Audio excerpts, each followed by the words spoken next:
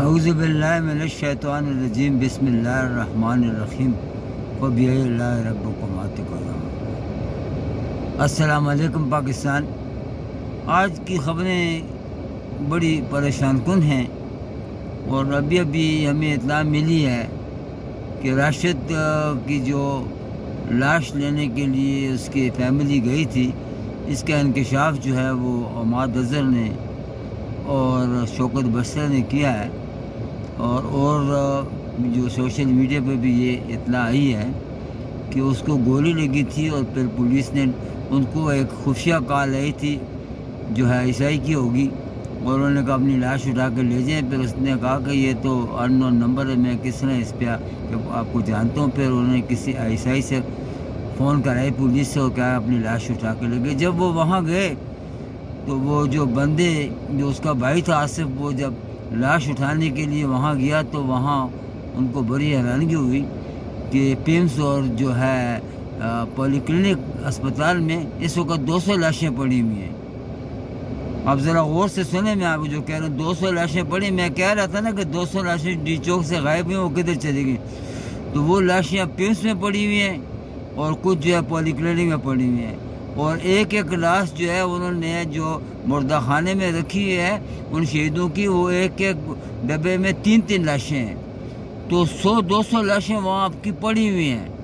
اب یہ S P R کی پریس کانفرنس دیکھیں، اور جب انہوں نے اس کا پوسٹ مارٹم کیا وہاں پہ جا کے، جب باڈی رحمیار خان پہنچی اور جب باڈی کو غور سے دیکھا، اس میں بلٹ کے نشان تھے، ایک بلٹ وہاں سے پار ہو چکی تھی۔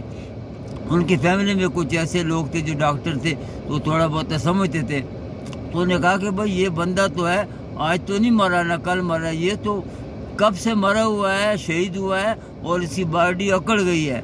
تو دیکھیں اتنا بڑا قتل عام ہوا ہے۔ میں آپ کو پھر بتا رہا ہوں کہ یہ ساری جو گیم ہے یہ الٹی پڑ رہی ہے، اس کا کچھ نہ کچھ علاج کرنا پڑے گا۔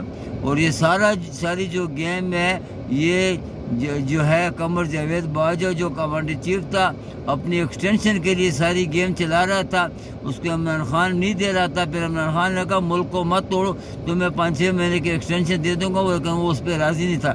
پھر یہ ساری گیم وہاں سے چلی امریکہ سے وہاں سائفر آیا، اس سائفر کے مطابق بھی ساری پلاننگ ہوئی، اور پھر اس وقت بھی عمران خان کو باجوہ نے کہا تھا کہ اگر مجھے تم ہٹاؤ گے تو جو اگلا آرمی چیف آئے گا تو آپ کے لیے بڑا خطرناک ہوگا۔ تو یہ گیم بہت لمبی ہو گئی۔ یہ ساری جو آرمی نے، جو ہماری آرمی نے مل کے جو امریکہ کے ساتھ بیٹھ کے ساری گیم کھیلی ہے، اور سائفر کی یہ ایسے ایک ڈرامہ تھا، اور عمران خان کی حکومت کو گرانے کے لیے سارا پروگرام کیا گیا تھا۔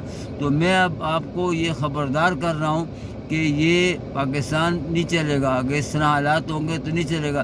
آپ کو سب کو نکلنا پڑے گا، اور اس کی تحقیقات ہمیں چاہیے کہ یہ 200 لاشیں کدھر چلی گئی، یہ جو 2 لاشیں شہید ہیں وہ کدھر چلے گئے، وہ ابھی تک اس کی کون انکوائری کرے گا؟ پیمز اسپتال کون جائے گا؟ پولی کلینک کون جائے گا؟ وہاں تو کسی کو جانے کی اجازت نہیں ہے، تو سارا ایریا کارڈن آف کیا گیا ہے۔ تو آپ نکلیں، آپ اپنی جو شہداء کی لاشوں کو لیں، اس کو قبضے میں لیں، اور یہ جو ساری گیم ہو رہی ہے یہ ساری کر رہے ہو عاصم منیر۔ میں نے اس دن بھی کہا تھا کہ اس وقت اور تو کوئی بھی نہیں ہے، چیف آف جوائنٹ اسٹاف جو ہے وہ عاصم منیر کو بلا کے اس سے استعفیٰ لے، اور حکومت جو ہے اس وقت چلتی جائے، حکومت بھی ختم ہو، اور اس کے ساتھ ہی جو ہے یہ اقتدار جو ہے عمران خان کو واپس کریں، اور یہ ٹرمپ کا انتظار نہ کریں۔ ٹرمپ آئے گا جب بھی آئے گا، بات کی بات ہے۔ ہم نے اپنے ملک کو سنبھالنا ہے، ہم نے اپنے ملک کی حفاظت کرنی ہے۔ ہم اپنے ملک کی حفاظت نہیں کریں گے تو ہمارے ملک کی حفاظت کون کرے گا؟ کوئی باہر سے تو نہیں آئیں گے، فرشتے تو نہیں آئیں گے ہمارے ملک کو بچانے کے لیے۔ تو خدا کے لیے اب آپ نکلیں، اور ہم نے جو ریمیٹنس کا کام تھا وہ ہم نے کر دیا ہے۔ ہم نے سول نافرمانی جو ہے وہ اوورسیز پاکستانیوں نے شروع کر دیے، اور آپ پاکستان میں بھی سول نافرمانی کو جو ہے وہ اس وقت پورا اس پہ عمل کریں اور پاکستان کو بچائیں۔